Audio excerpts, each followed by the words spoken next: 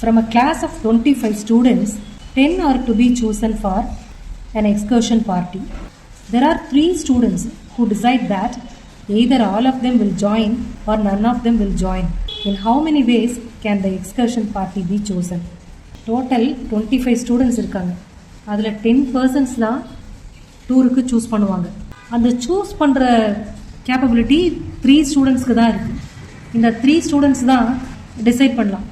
எப்படி அவங்களும் அந்த டூருக்கு போகலாமா, இல்லை நாம் 3 பேரும் வேணாம் வேறு 10 மெம்பர்ஸை சூஸ் பண்ணலாம் அப்படிங்கிற ஆப்ஷனும் அந்த 3 பேர்கிட்ட தான் இருக்குது. Okay, there are 3 students who decide that either all of them will join. அந்த 3 பேரோட சேர்ந்து மிச்சம் 7 பேர், அப்போ 10% வந்துடும்ல, போகலாமா இல்லை none of them will join, அந்த 3 பேரும் இல்லாமல் அதர் 10 மெம்பர்ஸை சூஸ் பண்ணலாமா அப்படிங்கிறது. ஓகே, இந்த டெசிஷன் இந்த 3 பேர்கிட்ட தான் இருக்குது. இப்போ டோட்டலாக 25 ஸ்டூடெண்ட்ஸ் இருக்காங்க. ஃபஸ்ட்டு கேஸில் 10 பேரில் அந்த 3 பேரும் இருக்காங்கன்னு எடுத்துக்கணும். அடுத்து அந்த 10 பேரில் இந்த 3 பேரும் இல்லாமல் அதர் 10 மெம்பர்ஸ் அப்படின்னு எடுக்கணும். ஓகே, இப்போ கேஸ் 1ல் எப்படி அந்த 3 ஸ்டூடெண்ட்ஸும் ஜாயின் பண்ணுறாங்கன்னு எடுக்கணும். will join the excursion.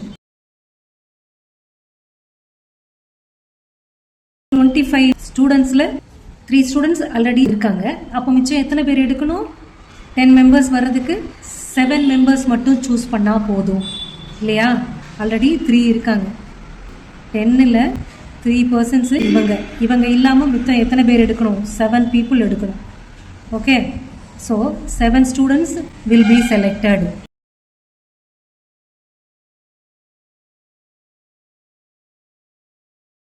எதிலிருந்து? ஃப்ரம் ஏற்கனவே இந்த 25 ஸ்டூடெண்ட்ஸில் 3 பேர் போயிட்டாங்கன்னா மித்தம் எத்தனை பேர்? 22. 25ல் இந்த 3 போயிடுவாங்க. 3 போயாச்சுன்னா மித்தம் எத்தனை? 22. From 22 students. இது புரியுதா? இப்போது 3 பர்சன்ஸ் தான் டிசைட் பண்ணுவாங்க நாமளும் போகலாமா இல்லை நம்ம போக வேண்டாமான்னு. ஃபஸ்ட்டு கேஸில் அந்த 3 பேரும் போகிற மாதிரி எடுத்திருக்காங்க. 3 ஸ்டூடெண்ட்ஸ் வில் ஜாயின் த எக்ஸ்கர்ஷன்னு. ஓகே, அப்போ அவங்க ஜாயின் பண்ணாங்கன்னா அந்த 10 ஸ்டூடெண்ட்ஸ் செலக்ட் பண்ணுறதுல மிச்சம் 7 ஸ்டூடெண்ட்ஸ் மட்டும் செலக்ட் பண்ணால் போதும். அந்த 7 ஸ்டூடெண்ட்ஸ் எதுலேருந்து செலக்ட் பண்ணணும்? 22 ஸ்டூடெண்ட்ஸ்லேருந்து.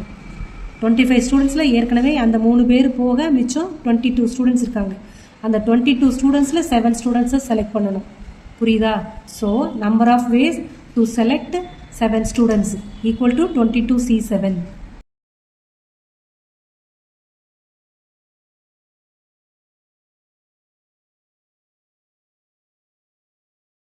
இது புரிஞ்சுதா? சரி, அடுத்த கேஸ் போகலாம். கேஸ் 2ல் இந்த 3 ஸ்டூடெண்ட்ஸ் வில் நாட் ஜாயின். அப்போ எத்தனை பேரை எடுக்கணும்? இவங்க ஜாயின் பண்ணலைன்னா அந்த 22ல் 10 மெம்பர்ஸ் எடுக்கணும். அப்போ 22C10ன்னு வந்துடும்.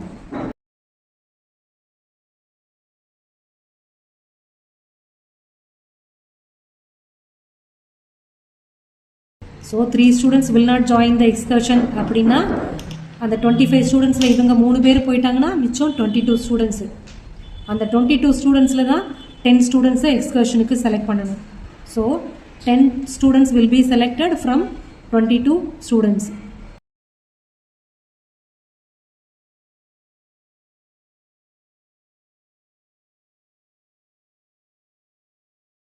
So number of ways to choose 10 students equal to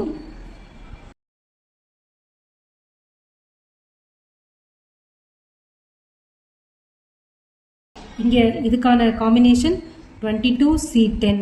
so this way or this way, either they will join or will not join. either will join அப்படின்னா 22C7, will not join அப்படின்னா 22C10. இதை expand பண்ணால் combinations formula படி expand பண்ணால் 22 factorial divided by 22 minus 7 அப்படின்னா 15. So 15 factorial into 7 factorial plus 22 factorial divided by 22 minus 10 na 12 factorial into 10 factorial, that is equal to